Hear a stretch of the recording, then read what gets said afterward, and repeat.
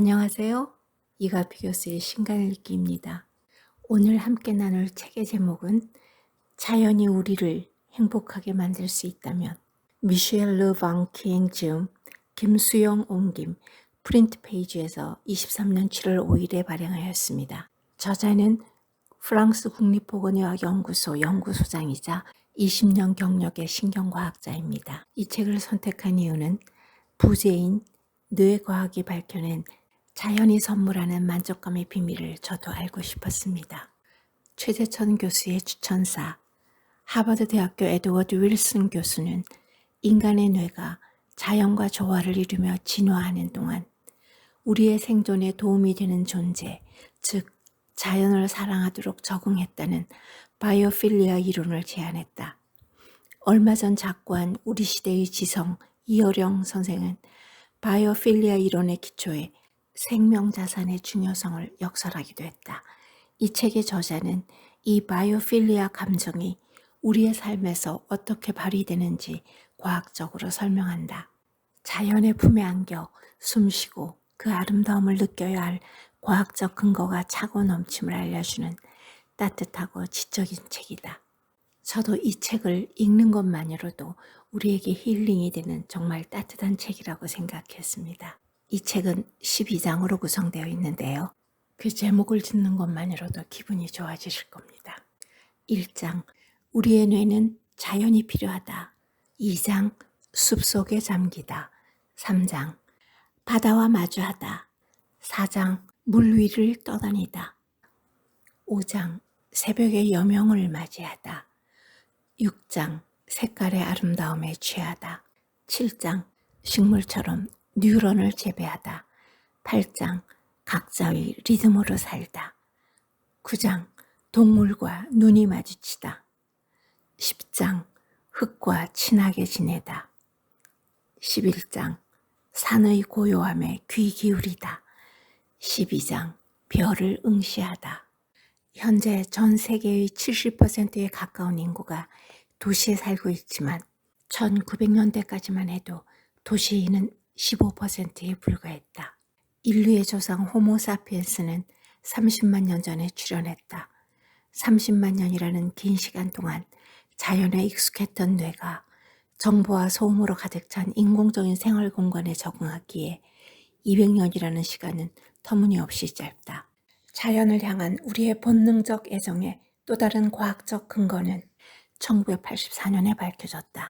미국 사이언스지에 게재된 외과 수술 후 창밖을 바라보기가 회복에 미치는 영향이라는 논문이다. 10년 동안 자료를 수집한 결과 창밖으로 자연이 보이는 병실에 있던 환자의 회복 속도가 창밖으로 벽이 보이는 병실에 있는 환자보다 빨랐다. 진통제도 덜 필요했고 하루 먼저 퇴원하는 결과가 나왔다. 다른 연구들에 의하면 자연은 심리적 만족감에도 영향을 주는데 특히 주거 지역에서 자연의 효과가 두드러진다. 거주지와 공원 간의 거리가 300 내지 400m 이상이 되면 심리적 동요가 발생할 위험성이 나타났다. 그러나 최근 네이처 뉴로사이언스에 게재된 연구에 따르면 잠깐씩 녹지대에 자주 드나드는 것만으로도 인간은 긍정적 효과를 얻을 수 있다고 한다. 그럼 숲속으로 가볼까요? 도시에서 걸은 집단보다 숲에서 걸은 집단의 부교감 신경활동이 100% 증가했다. 숲에서 걸을 때 이완과 휴식을 조절하는 신경의 활동이 활발해진 것이다. 반면 교감신경계를 가리키는 코르티솔의 농도는 16% 감소했다. 좀 더 최근 연구에 따르면 나이가 많은 피험자들에게서 숲의 영향이 더욱 두드러진다.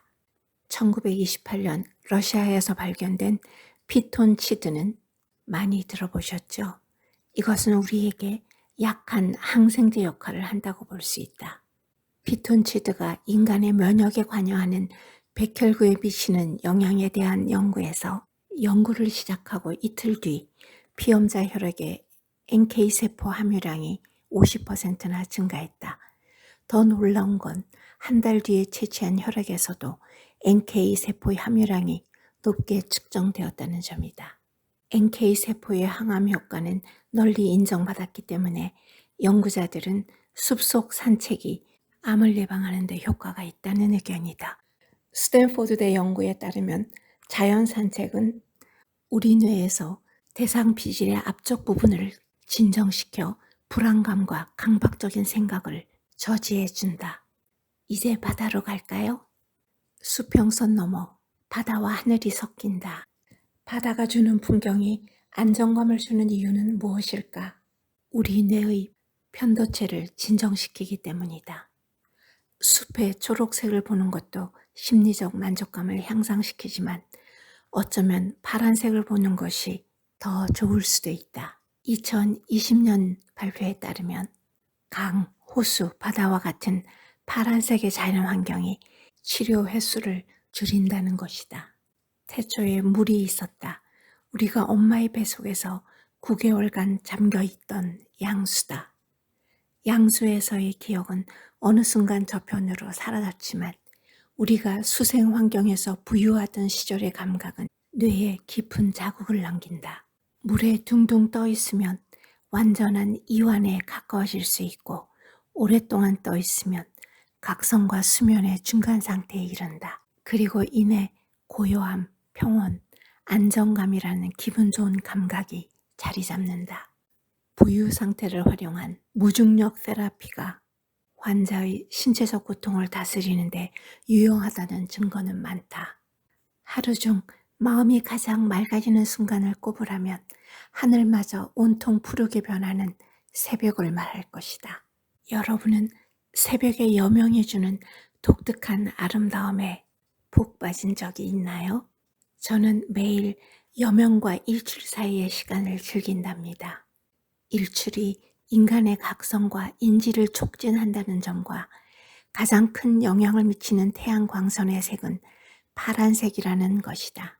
망막이 다칠 수 있으니 태양을 몇 초 이상 똑바로 쳐다보지 말자. 빛의 강도가 약한 동틀 무렵에 태양이 주는 혜택을 충분히 누리자. 자연의 색깔은 그야말로 다채로운 아름다움의 대명사다. 인간이 자연의 형형색색 앞에서 느끼는 아름다움은 자아인식과 결합된 기쁨이라는 내적 감정이다. 뇌가 외부 세계와 내적 표상 사이의 조화를 감지하는 순간 인간은 아름다움이 우리 안에 있으며 우리를 닮았다고 느낀다. 인간은 오랫동안 식물을 수동적이고 감각이 없는 하등한 생명으로 인식했다. 하지만 최근의 발견은 이러한 개념을 완전히 뒤엎어버렸다. 예를 들어 아카시아처럼 휘발성 물질을 방사하여 가까이에 있는 동종식물이나 동물과 화학적으로 소통하는 식물도 있다. 땅속에서는 균류의 균사가 나무들 사이를 잇는 복잡한 그물망을 짠다. 인터넷망인 월드와이드 웹에 빗대어 우드와이드 웹이라고도 불리는 이 지하의 미세 섬유는 나무의 기질에도 영향을 미친다. 요컨대 식물이 동물보다 덜 진화한 생물이라는 생각은 고루한 발상이다.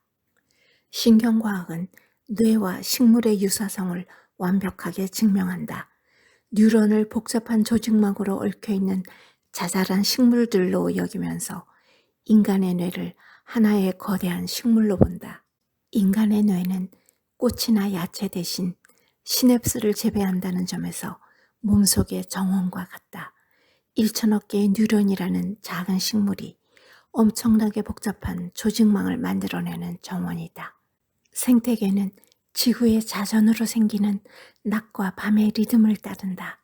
인간의 생리학적 기능도 시간에 따른 리듬이 형성된다. 세포의 재생 주기는 인체의 또 하나의 질서를 새긴다.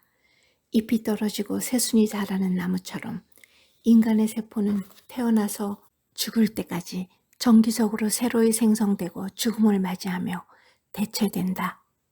사람은 10년에 한 번씩 새로운 몸이 된다. 세포와 관련한 놀라운 숫자를 한번 살펴보자. 인체는 피부세포, 근육세포, 심장세포, 신경세포 등 약 200개의 세포 유형으로 분류되는 30조 개의 세포로 이루어져 있다. 이 중 매일 20억 개의 세포가 죽고 각 기관에 따라 다르지만 비교적 빠른 속도로 교체된다. 예를 들어 장세포는 2, 3일 간격으로 재생된다. 장세포보다 좀 더 단단한 피부세포의 수명은 3 내지 4주다.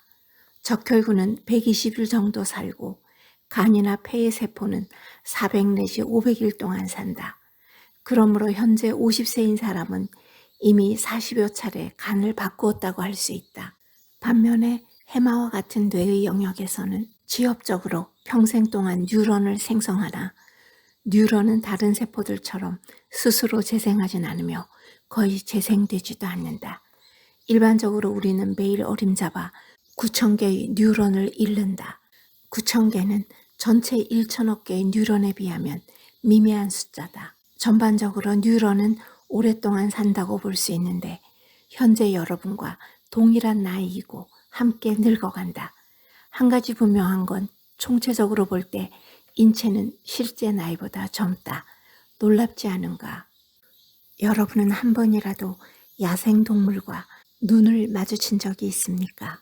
더욱 놀라운 건 동물과 눈을 마주치는 것만으로도 인간의 몸에서는 특정 호르몬 반응이 일어난다는 사실이다. 바로 공감을 도와주는 옥시토신이다. 이 연구 결과는 반려동물이 어떻게 인간 역사의 일부로 굳건히 자리매김했는지, 왜 반려동물이 인간의 건강에 도움이 되는지 설명해 준다. 여러분은 겨울에 산에 가보신 적이 있나요? 겨울이 오면 산에는 거대한 하얀 침묵이 뒤덮인다. 한 시인은 이렇게 말했다.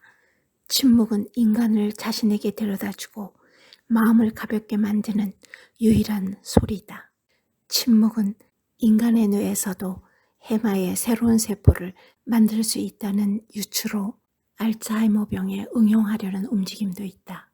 저는 어릴 적에 어느 여름밤 평상에 누워서 머리 위에 수많은 별들을 바라보던 그 순간을 잊지 못하는데요. 가끔 떨어지는 별똥별을 보기도 했죠.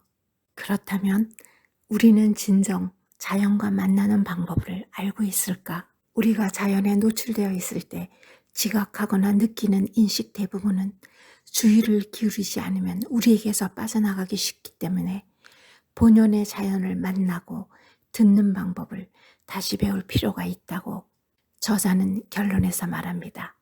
이번 여름 휴가를 가신다면 의식적으로 자연을 수용해 봅시다. 감사합니다.